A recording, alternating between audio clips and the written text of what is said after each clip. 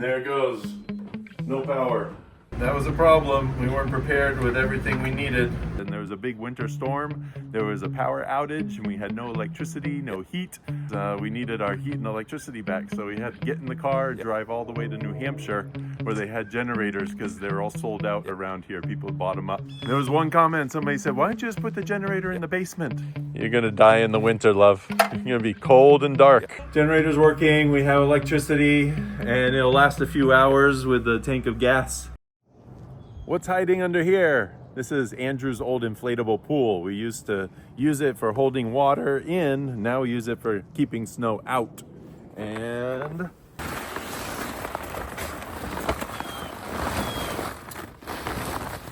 there you go. All right. Get rid of that. We got gasoline. 2 jugs of gasoline. And the generator is here. Uncover it a little more. Okay.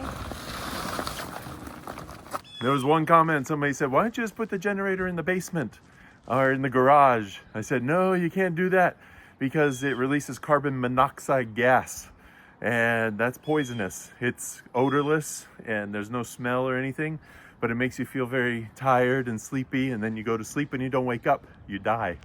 So there's unfortunately news stories about that all the time. Yeah. In the winter time. So you have to keep it outside, far away from the house. At least 6 meters. Connect it. Yeah, right. So a few years ago, there was a big winter storm. The wind was very strong and it knocked down tree branches and whole trees even. And the tree branches fell on the electrical lines. You can see electrical lines connecting the house to the electricity supply. And we have a big oak tree over our roof. Remember? Oh yeah, a big oak tree. We've eventually removed that.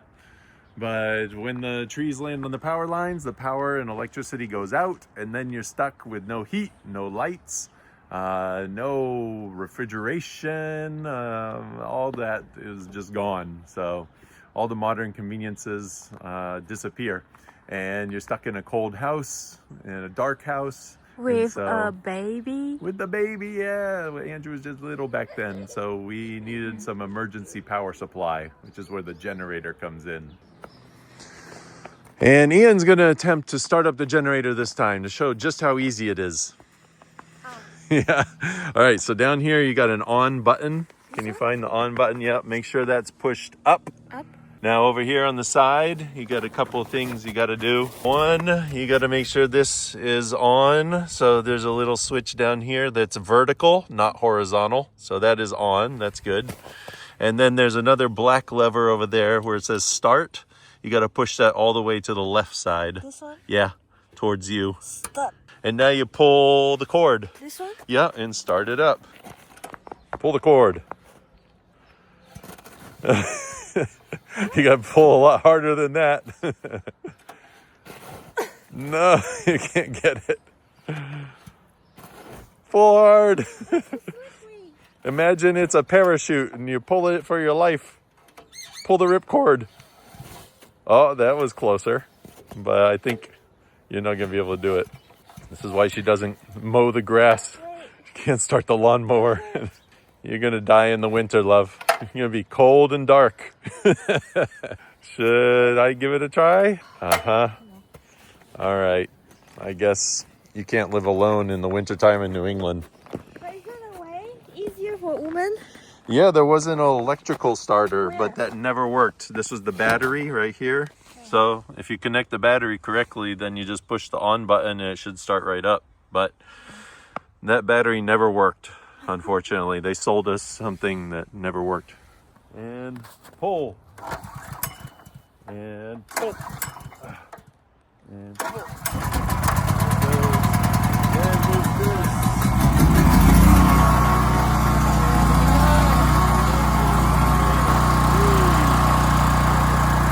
Okay, here's our basement. Here's our basement. Now this is the cord that we have to connect to the generator. But before we do that, we have to turn off all the power to the house. Okay, let's show them the power. So the power is over here. And this is the main power switch right here. So you have to turn that off, and when I do that, the lights are gonna go out. It's gonna be all dark. Okay. No Wi-Fi. We're gonna hear Andrew say, "Hey, the iPad's not working." Lights out. Bye-bye. And then And then we come over here, connect this big cable that's rigged to go into the dryer vent plug. see how thick is this?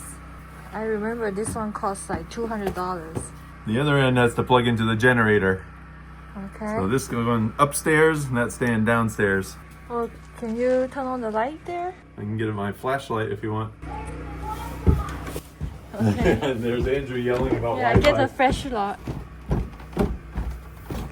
So here's the flashlight. Yeah, now Okay. plug the generator cord in. This is usually where the dryer is plugged in, but we unplug the dryer right here, and we're plugging in the generator right here. And that's plugged in all the way. That's good. In this corner. Then we go outside and we plug in the other end to the generator. Yeah, I can just close it here. And this one go all the way. Yep, here we go. This one is in here. Then we go inside and see if the lights are on, if it's really working.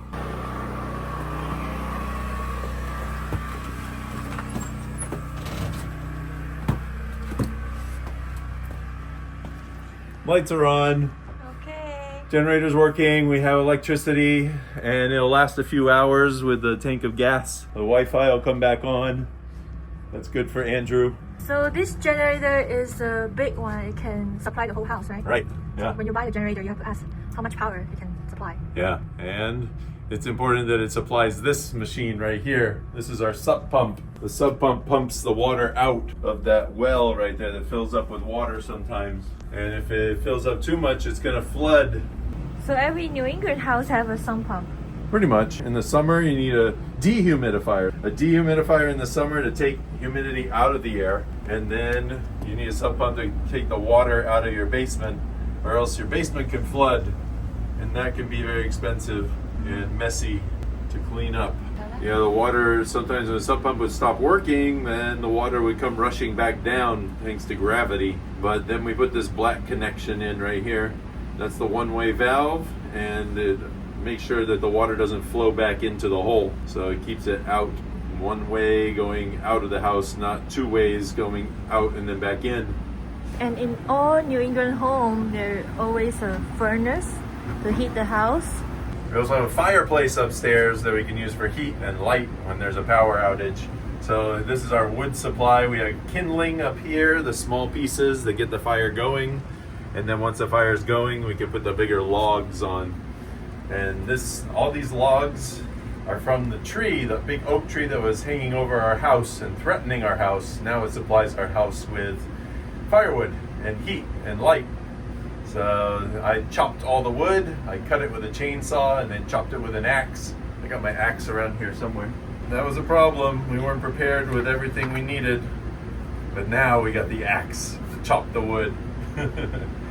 And we got a good supply of firewood and generator and everything we need to survive.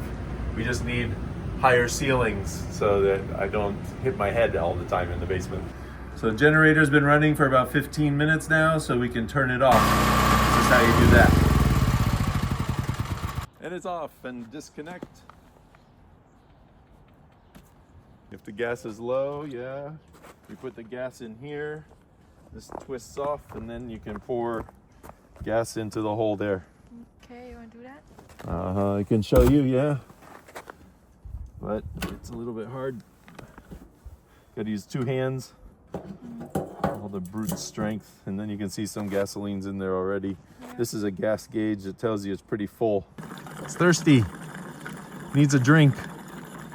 Twist. Click. Okay, we're good to go. Turn it on. Okay, we'll turn on the electricity and the Wi-Fi for you. We still have to keep it out until this window is over. Yeah, until all the snow melts, and then we just keep it in the side of the yard out of the way. But in the winter, You can't move it through a foot of snow.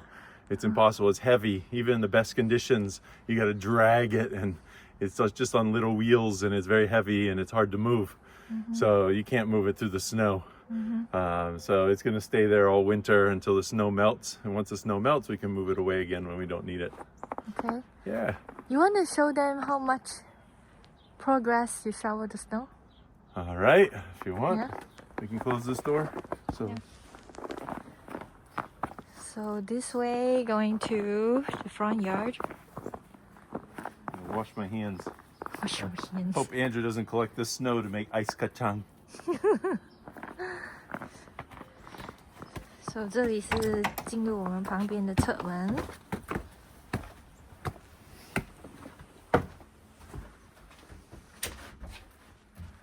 Okay. Now the cars are all shoveled out. Wow. Even the third car. So we can get them all out of the driveway now. Yeah. Do you want to tell your story, the cousin? Yeah, my cousin lives in a different part of Massachusetts where they got even more snow than here, and he dug his car out, but they didn't plow the street yet. So even though his car was ready to go, he couldn't go anywhere because he had walls of snow around his car. So he had to wait another couple days until the road crew brought the plows through and plowed out the area where he could actually drive out. Yeah. But he's on the road again now. So it snowed a little bit more overnight. I could just brush this snow away. But tonight it's going to get very cold, so everything will freeze.